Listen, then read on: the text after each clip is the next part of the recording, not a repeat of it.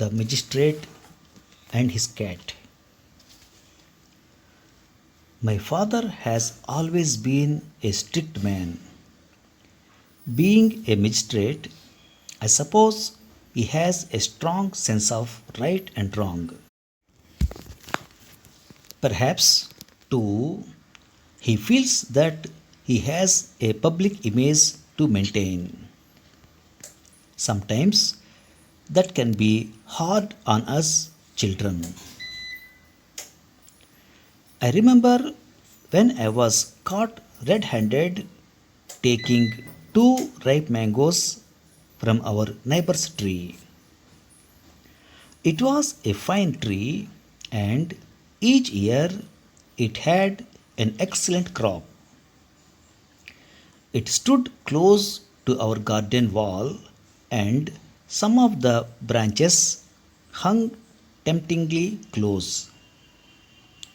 It was just my bad luck. On the day that I finally gave in to temptation, Mr. Srinivasan, our neighbor, came home early from work. He told my father it was not such a serious crime, but after my father had finished with me, I could not sit down for a week. From then on, I stayed away from the mango tree. As the mangoes ripened last summer, I looked the other way. I did not even take the ripe mango which hung low over our garden. Any magistrate would have been proud to have such an honest son. It was my sister who spoiled everything. My sister Rupa and her kitten. She had found the little kitten in the garden one day. It was lost and hungry, and Rupa had taken pity on it. Myself, I do not like cats and I did not want to keep it. But my father gave his judgment. If Rupa is going to look after it properly, she may keep it. But she must take care of it. That was father's judgment. And father's judgments always had to be accepted. When the kitten jumped onto my homework desk, I could not throw it off. When it sharpened its claws against my leg, I could not complain. Coming home from school one afternoon, I sat down to start on the daily mountain of homework. I noted with satisfaction that the kitten was not in the room, and I carefully closed the door so as to keep matters that way. I was learning by heart some history dates when my sister's voice echoed sharply through the house. Kitty, Kitty, come back at once. You naughty kitty. Come back, come here. Oh no. There was a pause, then, Amar, Amar. The kitten has got over the wall into Mr. Srinivasan's garden. What shall I do now? Leave it there, I called back. I can't just leave it there. What if Mr. Srinivasan comes home and lets out his dog? Alright then, go and bring it back. Anything, but please don't disturb me. I have to learn these dates for tomorrow's class. There was silence. I continued learning my dates. I just wanted some peace so that I could get on with my homework. After 5 minutes, Rupa's voice pierced the air again. Amar, Amar, what is it now? I have caught Kitty. Good, but I am up the tree. Up the tree? What tree? Mr. Srinivasan's mango tree?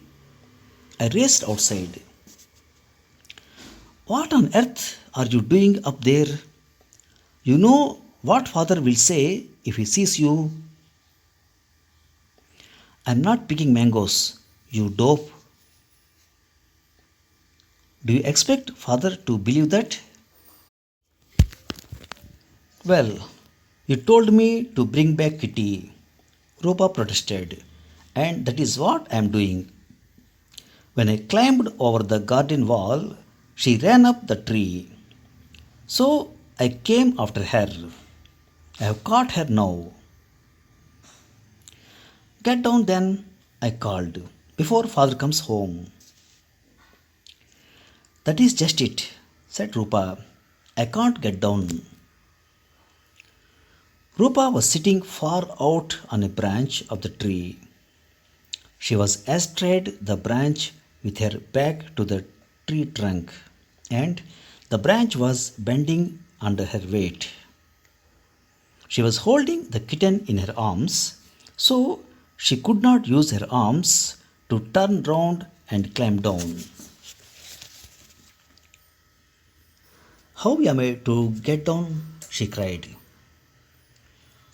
Throw the kitten down and then you climb down.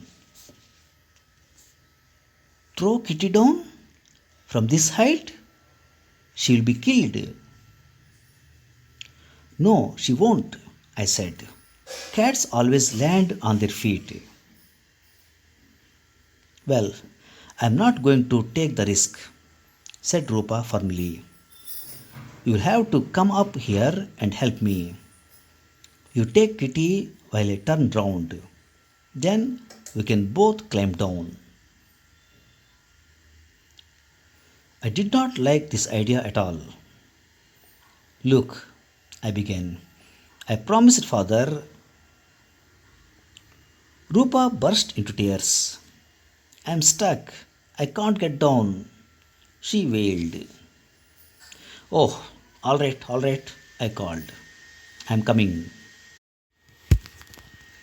My sister usually gets her own way when she cries. In no time, I was sitting astride the branch behind her. The branch bent dangerously under our weight. I took the kitten from her. All right, I said. Now turn round and hurry up. We don't want father to find us here. He will never believe our story. Just look at those ripe mangoes. The branch swayed in the breeze. I could see Rupa's knees shaking with fear. She wriggled this way and she squirmed that way. Then she lay on her stomach and tried to swing her legs round. And all the time, the breeze blew strongly in the summer afternoon and the branch bobbed up and down. Hurry up, will you? I said urgently. Father will be back any minute. I can't turn round, Rupa moaned. I'm stuck. I will never get down. I'm going to be killed. She began to howl.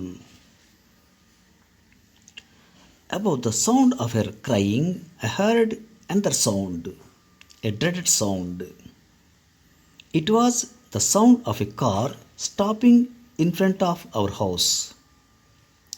The car door opened and slammed. Soon I heard the voice of my father inside the house. Rupa stopped howling. She sobbed quietly instead. turn round fast, I whispered fiercely. I can't, I tell you, she hissed. Amar, no, my father was in the garden. Amar, where are you? The magistrate's piercing gaze moved slowly and suspiciously across the garden and towards the mango tree. I froze. Amar, what are you doing up the tree? I thought you promised. The nightmare had come true. I had been caught up the mango tree again. No, really, father, I pleaded. It is not what you think. I haven't taken any mangoes. Honestly, I haven't. Ask Rupa. Smell my hands if you don't believe me. It is Rupa's cat. It got stuck up the tree. Rupa climbed after it and she got stuck too. Now she can't turn round and I am holding the cat, so I can't turn round either. Being a magistrate, my father was trained to distinguish truth from falsehood. He weighed the evidence soberly. All right, he said at last. I believe you. Now, how are you going to get down? I sighed with relief. Father could be understanding sometimes. I think you will have to bring the ladder, I said. If you climb up the ladder, I will pass the cat to you. Then we can all climb down. My father hesitated for a moment. I don't know what Mr. Srinivasan will say if he sees me climbing his mango tree. Perhaps I should speak to him first. He's not at home, I said cheerfully. He won't even know. Amar, my father replied sternly, that is not the right attitude. Oh, Daddy, be quick, Rupa squealed. I am going to fall off any moment. Please hurry up, please. My father breathed deeply. Then he made up his mind. He hurried inside the house and soon returned with a ladder. My mother came into the garden and watched anxiously as he clambered over the wall. It was not a very tall ladder. It only just reached our branch. My father was not very good at climbing ladders. He came up nervously, one rung at a time. I began to wonder how he would manage to climb down again with a cat in his arms. Meanwhile, the branch swayed in the breeze and the ladder swayed with it. At last, he reached the top. He grasped the branch with both hands. Now then, he said a little uncertainly, pass me the cat. At that moment, a strong gust of wind swept through the mango tree. Our branch lurched violently to one side and the ladder suddenly plunged to the ground. My father clung desperately onto the branch. His legs dangled in midair.